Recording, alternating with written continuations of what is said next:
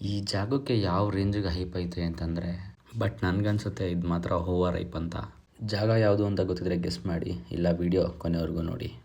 ಮನೇಲೇನು ಮಾಡೋಕ್ಕೆ ಕೆಲಸ ಇರಲಿಲ್ಲ, ನಿದ್ದೆನೂ ಬರ್ತಾ ಇರಲಿಲ್ಲ. ಸೊ ನಾವು 4 ಜನ ಬಿರಿಯಾನಿ ತಿನ್ನೋದ ಅಂತ ಹೊರಟ್ವಿ.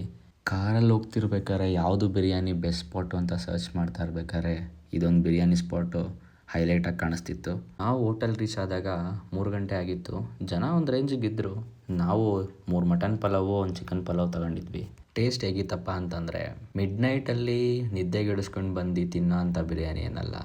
ಬಟ್ ಆ ರೇಂಜಿಗೆ ಹೈಪ್ ಕೊಟ್ಟಿದ್ರಲ್ಲ, ಆ ಹೈಪಿಗೆ ವರ್ತಿಲ್ಲ ಅಂತ ಹೇಳ್ತೀನಿ ಅಷ್ಟೇ. ಬಟ್ ಎಲ್ಲ ಟ್ರೈ ಮಾಡ್ಬೋದು ಹೋಗಿ ಒಂದು ಸತ. ಜಾಗ ಯಾವುದು ಅಂತ ಗೆಸ್ ಮಾಡ್ತಾ ಇದ್ದೀರಾ? ಮಾವಳ್ಳಿ ಬಿರಿಯಾನಿ. ಏನಪ್ಪ ಅಂತಂದರೆ ಬೆಂಗಳೂರಲ್ಲಿ ಪಿ ಜಿಗಳು ಜಾಸ್ತಿ ಅಲ್ವಾ. ಸೊ ಅವ್ರುಗಳಿಗೆ ಬೆಳಗ್ಗೆ 3 ಗಂಟೆಗೆ ಎದ್ದು ಬಂದು ತಿನ್ನೋಕ್ಕೆ ತುಂಬ ವರ್ತಾಗಿದೆ. ಬಿಕಾಸ್ ಪಿ ಜಿ ಫುಡ್ಗಳು ಹೇಗಿರುತ್ತೆ ಅಂತ ನಿಮಗೆ ಗೊತ್ತು. ಬಾಯ್ಸು ಸೆನ್ಸಾರ್ ಇಲ್ಲದೆ ಒಂದು ಸ್ವಲ್ಪ ರಿವ್ಯೂ ಕೊಟ್ಟವ್ರೆ, ಕೇಳ್ಕೊಬನ್ನಿ.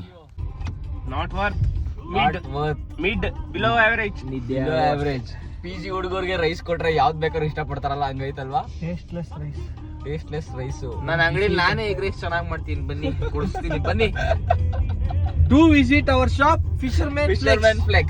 ಬನ್ನಿ ಪ್ಲೀಸ್.